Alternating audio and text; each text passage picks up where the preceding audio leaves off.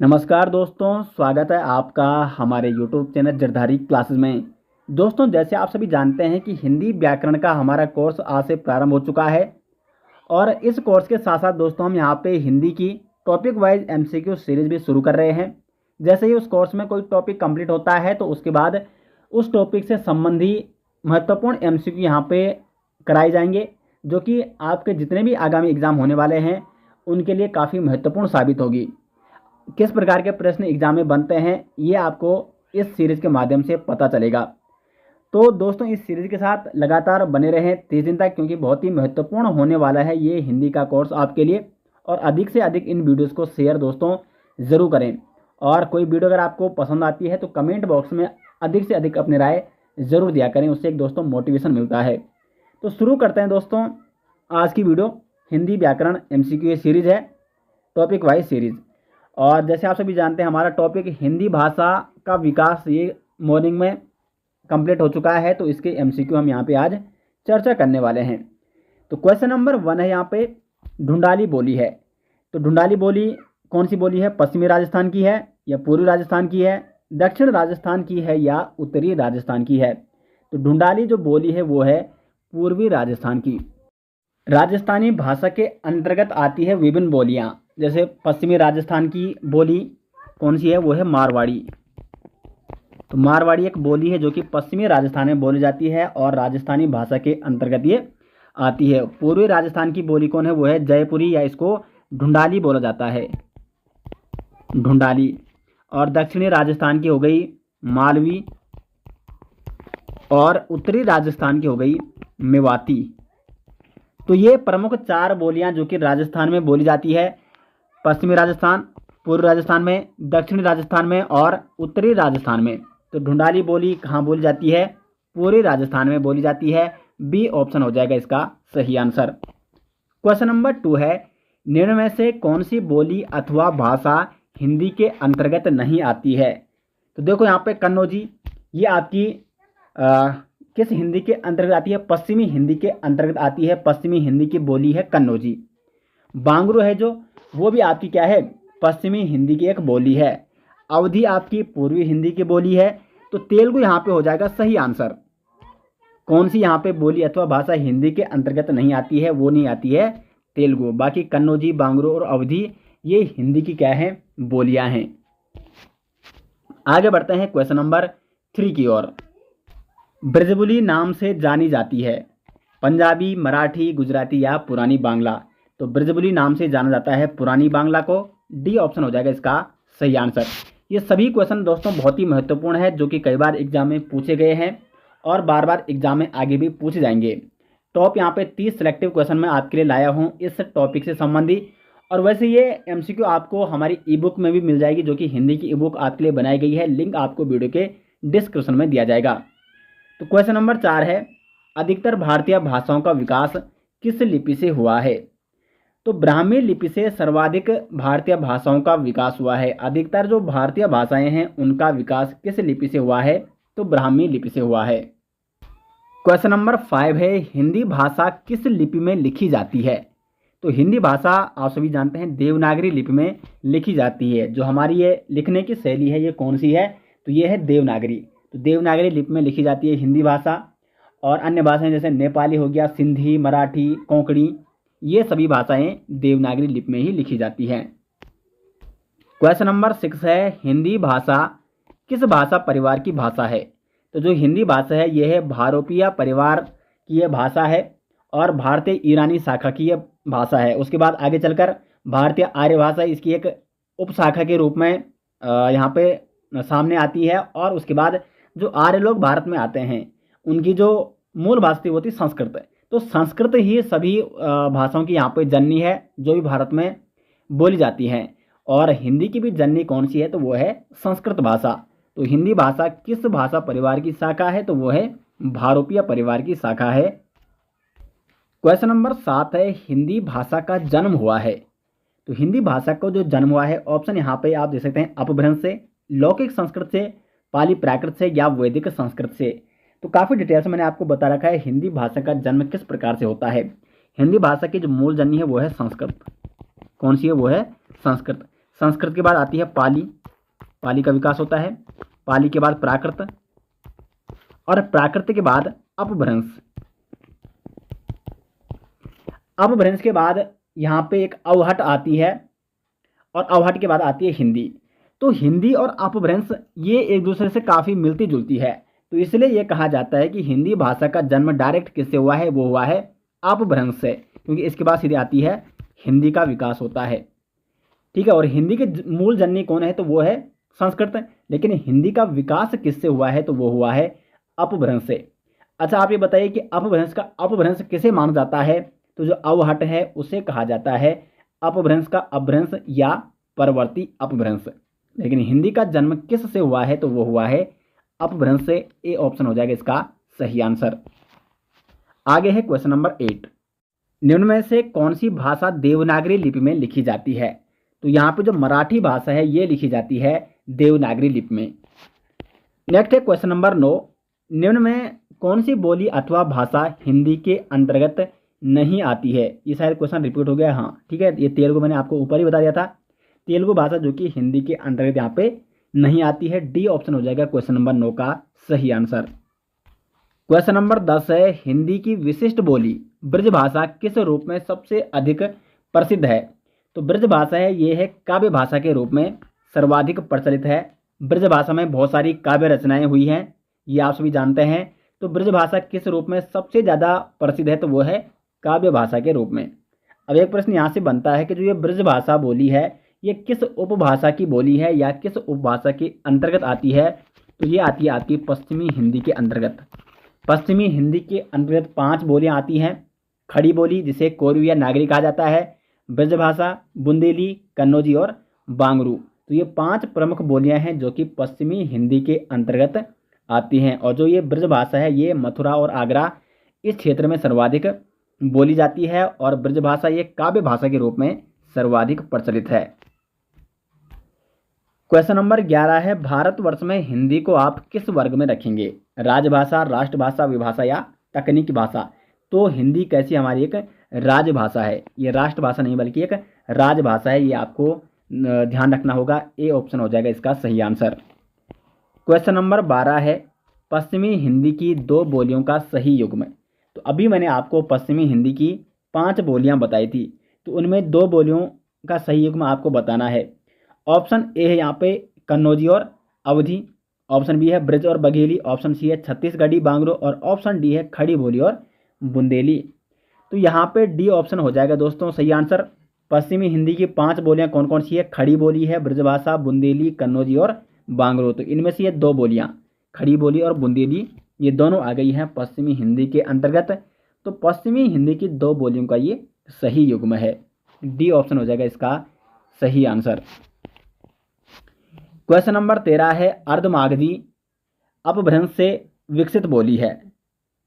ठीक है, ये आपको बताना है कि अर्धमागधी जो अपभ्रंश है उससे कौन सी बोली विकसित हुई है, बांगरू, बघेली, ब्रजभाषा या भोजपुरी।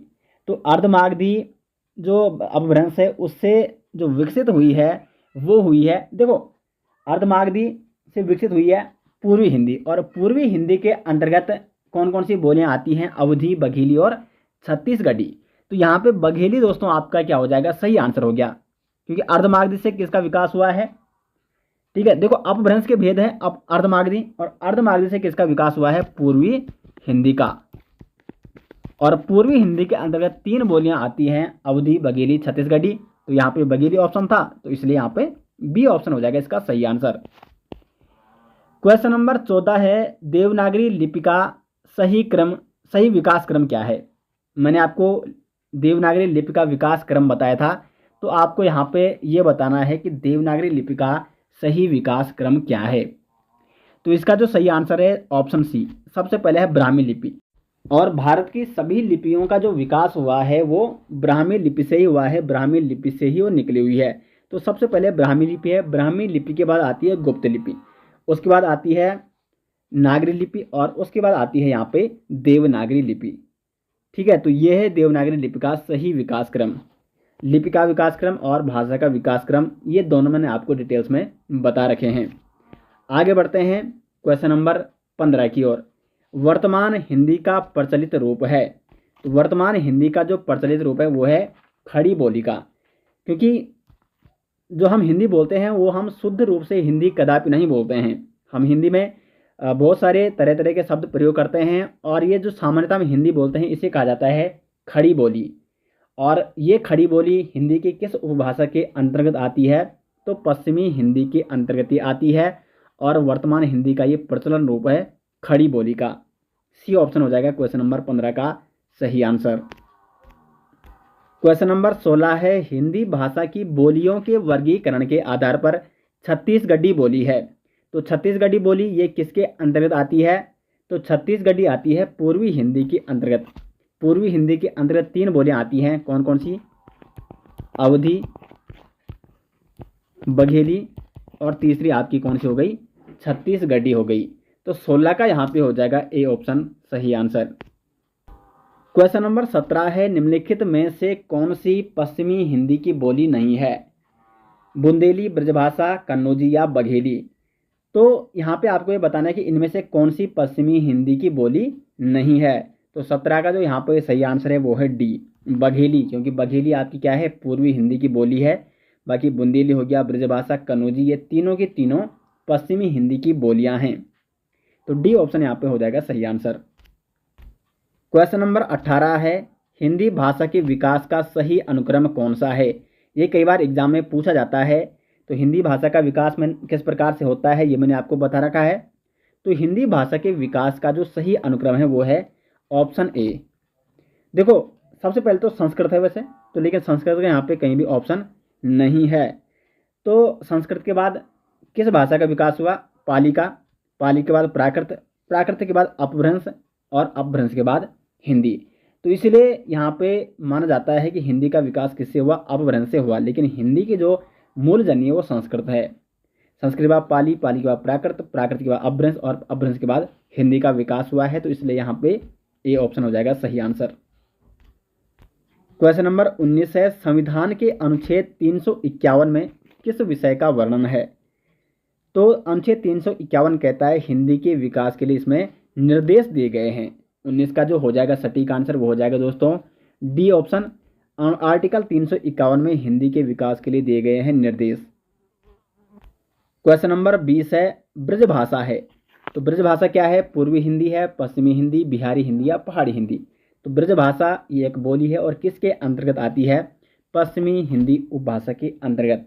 तो बी ऑप्शन हो जाएगा क्वेश्चन नंबर 20 का सही आंसर।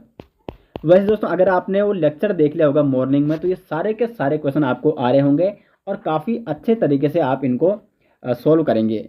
और इसी प्रकार से देखो यहाँ से लगभग इनमें से मोस्टली क्वेश्चन कई बार एग्जाम में पूछे जा चुके हैं और आगे भी यहीं से लगातार प्रश्न बनेंगे, इससे बाहर प्रश्न नहीं बनेंगे। और अगर आपने लेक्चर मॉर्निंग वाला और ये वाली वीडियो देख ली और ऐसे अगर आप लगातार 30 डे तक करते हैं, कंटिन्यू लेक्चर देखते हैं और उसके बाद शाम को उसका प्रैक्टिस MCQ देखते हैं तो आप काफ़ी अच्छा स्कोर कर पाओगे हिंदी में। बाकी डिटेल्स नोट्स आपको वीडियो के डिस्क्रिप्शन में मिल जाएंगे हिंदी के। क्वेश्चन नंबर 21 है, हिंदी खड़ी बोली किस अपभ्रंश से विकसित हुई है? 21 है। तो जो हिंदी खड़ी बोली है ये हुई है सौरसेनी अपभ्रंश से। देखो हिंदी खड़ी बोली आती है किसके अंतर्गत? हिंदी खड़ी बोली है जो वो आती है पश्चिमी हिंदी के अंतर्गत, और पश्चिमी हिंदी का विकास हुआ है सौरसेनी अपभ्रंश से। साथ साथ राजस्थानी हो गया, गुजराती हो गया, इनका विकास भी किससे हुआ है? तो सौरसेनी अपभ्रंश से हुआ है। तो सी ऑप्शन हो जाएगा यहाँ पे 21 का सही आंसर। हिंदी खड़ी बोली सौरसेनी अपभ्रंश से विकसित हुई है। नेक्स्ट है यहाँ पे 22, भाषा के आधार पर भारतीय राज्यों की पुनः संरचना की गई थी। तो 22 का यहाँ पे सही आंसर है ऑप्शन डी 1956 में। और यह मैंने पॉलिटी में आपको डिटेल्स में बता रखा है जब राज्यों का पुनर्गठन किस प्रकार से होता है। तो यहाँ पे यह आपको सिर्फ याद रखना है कि भाषा के आधार पर भारतीय राज्यों का जो पुनर्गठन किया गया, जो संरचना की गई, जो गठन किया गया 1956 से किया गया। डी ऑप्शन हो जाएगा सही आंसर। वैसे भाषाई आधार पर गठित होने वाला जो प्रथम राज्य था वो था आंध्र प्रदेश, उसका गठन 1953 में हो गया था। लेकिन यहाँ पे देखो, यहाँ पे क्या लिखा गया है कि भारतीय राज्यों की पुनः संरचना भाषाई आधार पर वो 1956 से फिर शुरू हुई। क्योंकि उसके बाद यहाँ पे राज्य पुनर्गठन आयोग का गठन किया जाता है, उसकी स्थापना की जाती है और फिर पुनः संरचना की जाती है राज्यों की 1956 से। तो यहाँ पे डी ऑप्शन हो जाएगा इसका सही आंसर। आगे बढ़ते हैं क्वेश्चन नंबर 23 की ओर। भाषाई आधार पर सर्वप्रथम किस राज्य का गठन हुआ? ये वही प्रश्न आ गया। तो आंध्र प्रदेश। कब? 1953 में। और इंडियन पॉलिटी में काफ़ी डिटेल्स मैंने आपको इनके बारे में बता रखा है, तो वो सीरीज अगर आपने देखी होगी तो यहाँ पे आपको कन्फ्यूज़ होने की ज़रूरत नहीं है। 24 की ओर बढ़ते हैं। बघेली बोली का संबंध किस उपभाषा से है? तो बघेली का जो संबंध है वो है पूर्वी हिंदी से। बी ऑप्शन यहाँ पे 24 का हो जाएगा सही आंसर। अगर बात करें यहाँ पे देखो राजस्थानी, तो ये एक स्वयं क्या है? उपभाषा है। राजस्थान के अंतर्गत 4 बोलियाँ आती है, मारवाड़ी, जयपुरिया, ढूंढाली, मेवाती और मालवी। और आपका बिहारी हो गया, बिहारी हिंदी, ये भी एक उपभाषा है। पश्चिमी हिंदी ये स्वयं एक उपभाषा है और पूर्वी हिंदी भी एक स्वयं उपभाषा है। तो इनके अंदर कौन कौन सी बोलियां आती हैं ये मैंने काफ़ी डिटेल्स में आपको बता रखा है। 25 की ओर बढ़ते हैं। किस तिथि को हिंदी को राजभाषा बनाने का निर्णय लिया गया था? तो 14 सितंबर 1949 को यहाँ पे हिंदी को राजभाषा बनाने का निर्णय लिया गया था और हिंदी एक क्या है? राजभाषा है। तो 25 का यहाँ पे सी ऑप्शन हो जाएगा सही आंसर। 26 है। भारतीय संविधान की 8वीं अनुसूची में शामिल भाषाओं की संख्या। तो 22 भाषाएं सम्मिलित हैं यहाँ पे भारतीय संविधान की 8वीं अनुसूची में। डी ऑप्शन हो जाएगा यहाँ पे सही आंसर। 27 है। हिंदी की आदि जननी। तो हिंदी की आदि जननी कौन सी है? तो वो है संस्कृत। जबकि हिंदी का विकास किससे हुआ है? तो वो हुआ है अपभ्रंश से। क्योंकि हिंदी से जस्ट पहले किस भाषा का विकास हुआ? अपभ्रंश का। और अपभ्रंश के बाद हिंदी का विकास हुआ। तो हिंदी का विकास किस भाषा से हुआ माना जाता है? अपभ्रंश से माना जाता है। लेकिन जो जननी है वो सिर्फ हिंदी की नहीं, बल्कि आपकी अपभ्रंश हो गया, आपकी प्राकृत हो गया, आपकी पाली हो गया, इन सभी भाषाओं की जननी कौन है? तो वो है संस्कृत। नेक्स्ट यहाँ पे 28। हिंदी दिवस किस दिन मनाया जाता है?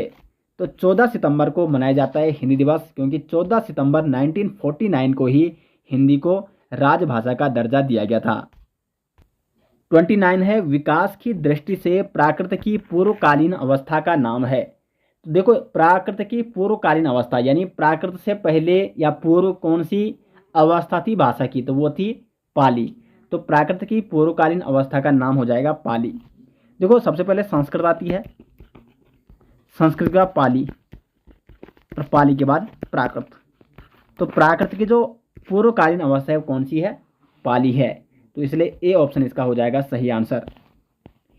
क्वेश्चन नंबर 30 है। निम्नलिखित में कौन भारोपिया परिवार की भाषा नहीं है?